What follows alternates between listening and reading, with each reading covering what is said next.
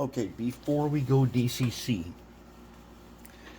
some of you notice, and somebody's mentioned you should paint the motor so you can't see it. But more importantly, what we need to do is build a log crib. I went outside and I clipped some branches, some small ones.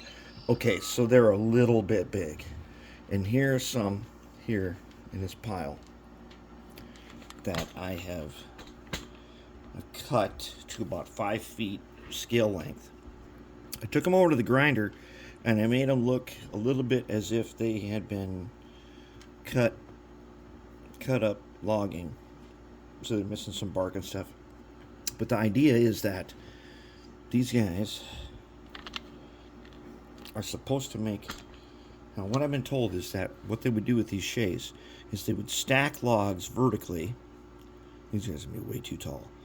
They stack them vertically around here. Here's that water filler, so we're going to have to go about right here and kind of go up and over. And I still want to be able to remove the tender because I got to fill it full of lead weight.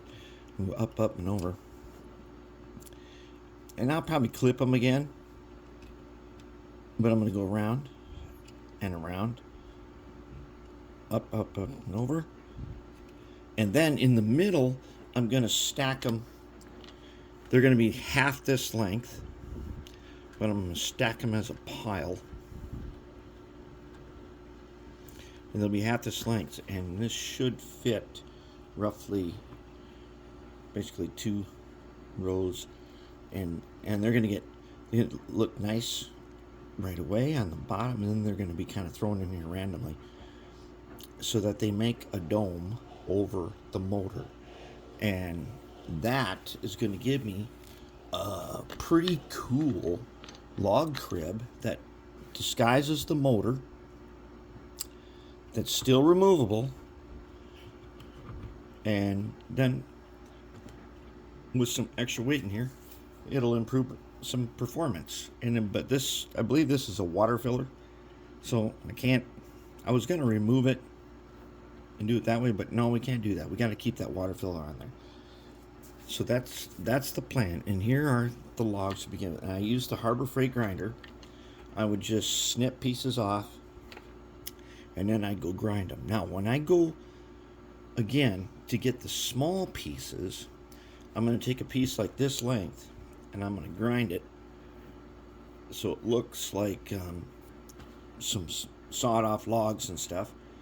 And then I'm going to cut them about 3 scale feet. So these are roughly, well, the ones that stack around the edges are just under 6 feet. And my log pile, the kind that guys can manhandle, they're going to be about 3 feet in length. And that'll be our log crib.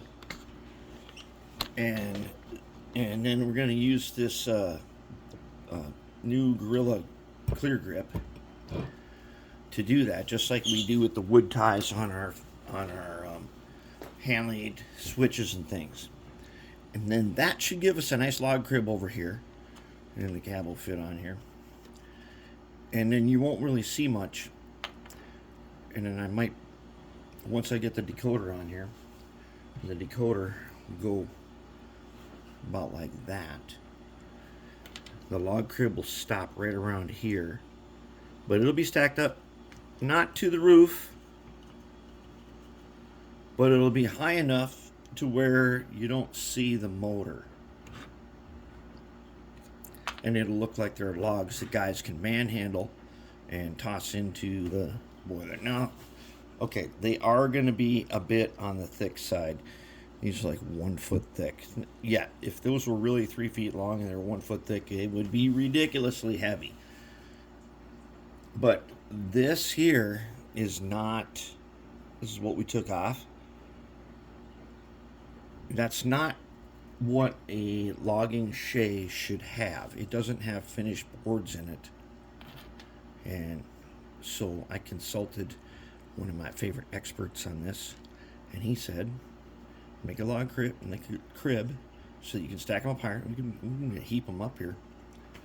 and then they should go over the top of this, and this stuff is going to hold them into an arch, and we're going to have a nice cap that goes down right over this with some lead weight inside and a nice little log crib to hide the motor, and we should be good to go.